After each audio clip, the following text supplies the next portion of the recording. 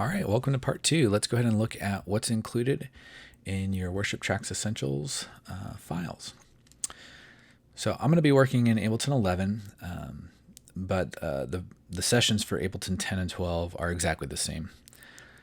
So you're also going to notice there's 2 folders here that I've created for the purposes of this video. So you won't have these 2 folders, but I would recommend creating them and kind of following this same kind of file structure, and I'll get into that in a little more detail here in a minute. But let's go ahead and open up the session and take a look. Okay, so let's look through this top to bottom. So the very first track is just for labeling purposes. We create empty MIDI clips, and we can kind of add titles, song names, things like that. And the same is true for the song arrangement. You can create clips in here, create things like verse, chorus. So that's kind of the purpose of that. IEC control. This is our track that is sending out to the IEC driver to be able to do things like loop. So we have these clips here that will loop to the previous locator, which is how we create click loops. We also have a clip that we can drag in that is a stop clip that will make the playhead automatically stop without us having to interact with it. Those are the 2 main commands that we're using on this channel. And then next is our click channel, and that just holds an instrument rack with some click samples and a MIDI clip that triggers those sounds. So nothing super crazy there. This will be our guide track. I know there's a lot of guys that will use an instrument rack and load all of the guide samples up the same way, and they'll use MIDI clips to fire the guide. That's great. If you're used to doing that, you can substitute this track and replace it with something like that if you know how to do that. I like using audio, so that's what I'm doing. And then these next 4 are groups made up of a bunch of individual audio channels. So this is where we're going to end up dropping our stems. And in case that's a new name for you, if you aren't familiar with stems, just audio file. It's like if you buy a song from Multitracks, all the individual files that comes, keys 1, keys 2, keys 3, those files are often referred to as stems. So if I refer to those as stems, that's what I'm meaning. And then this is an aux group. Again, these are labeled pretty clearly. All the keys, key stems, guitar stems, perc or drum stems. And then anything that doesn't fit in any of those categories can go here. Usually for me, that's any kind of BGVs or vocal stems that we need to run. And then I've hidden a couple things just to kind of clean up the visual out here. But we are using the returns are visible over here in session view. So these are the outputs that go out to your audio interface outputs. So this is how you can split it out in the session. So, or from the session out to your audio interface. To reveal those here, you just do Command Option R. You can show and hide those. No real need to see them when you're actually running the session, so that's why I have them hidden. And the way that these groups are being sent to these is by the sends, which is hidden here as well, again, just to clean up the visual.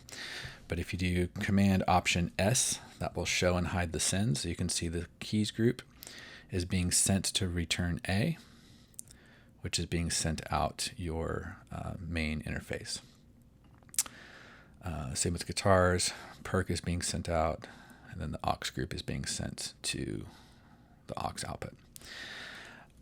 This headphone output, also sometimes referred to as a work bus, that is intended so that if you're building a session and you don't have your audio interface, you can't monitor all of these alternate outputs. Like you can see in this case, they're all grayed out because I'm not connected to my audio interface right now.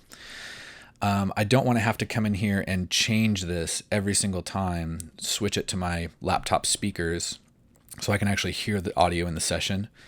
And then once I'm reconnected to my audio interface, have to switch it back. It's a lot of switching back and forth. So what we've done is we've created a headphone bus, and we sent all of our outputs to here. So same with our click and guide channels. Those are being sent there. So any audio that's being played in the session, we will be able to hear through our headphone output or speakers. So very, very handy thing. And I'll look at this in a little bit more detail whenever we're building a session. So there's a couple of settings that are important to look at here as well. So that's an overview of the session. Again, all of these, there's some global mappings that are already in place here. So the main transport control, play and stop, previous and next locator, arrangement, view, reactivation, automation, reactivation, session quantization. There's a few things that are mapped to the Touch OSC file that's included, as well as the nano control. So the click and guide channels are mapped to faders 1 and 2 on the nano control. For the outputs, we're using filters, not volumes. So you'll never see these volumes move. That's intentional. So what we have instead is fader 6 is going to be mapped to your keys and guitars filter. And with that completely down, that's going to have the same effect as just the tracks being completely out. And we'll get to hear this in more detail after we've built the session. But fader 7 filters out your perk tracks, and then fader 8 is for your aux. So those are the 5 faders that are pre-mapped to the session. And on the nano control as well, play and stop are also mapped. So those transport control buttons will work. And then the 2 arrow keys that are just to the left of the play and stop will work as previous and next. So you can actually see here this little blue arrow. As I'm pressing next or previous, it's moving the playhead. So in case there ever was a disconnection from your iPad, you still have transport control on your nano control. So that is a layout of the session. Let's take a look at the layout of Touch OSC. So you'll see 3 files in here. One of them is, it says 8 songs. The other one says 24 songs.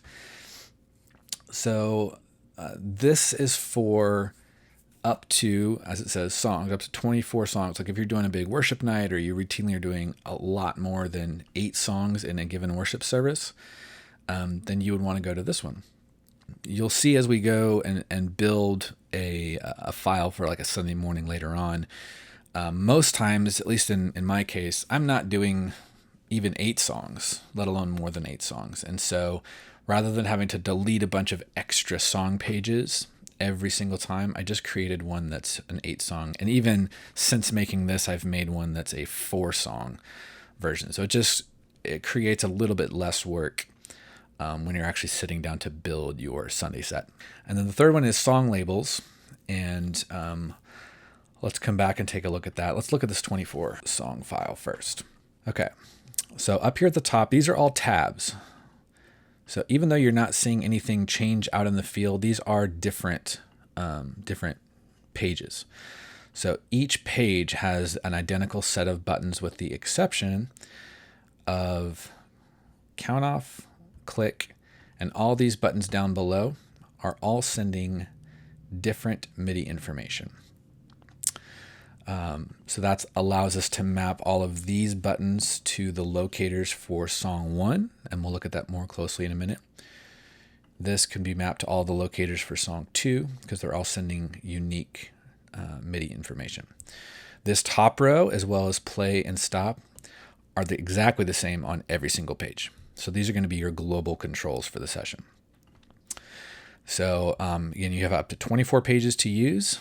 And then the very last one is a page of just clicks.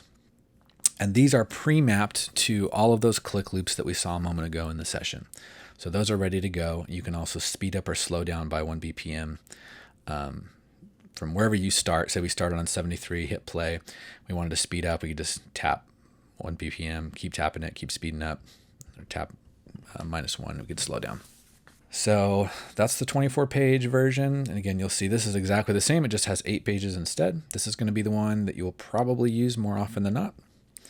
And then song labels. This one here is text only. It's not sending any MIDI information. There's no buttons. There's no knobs, no faders. This is just where we're going to enter the text for our song arrangement. So we will do that next in the next section.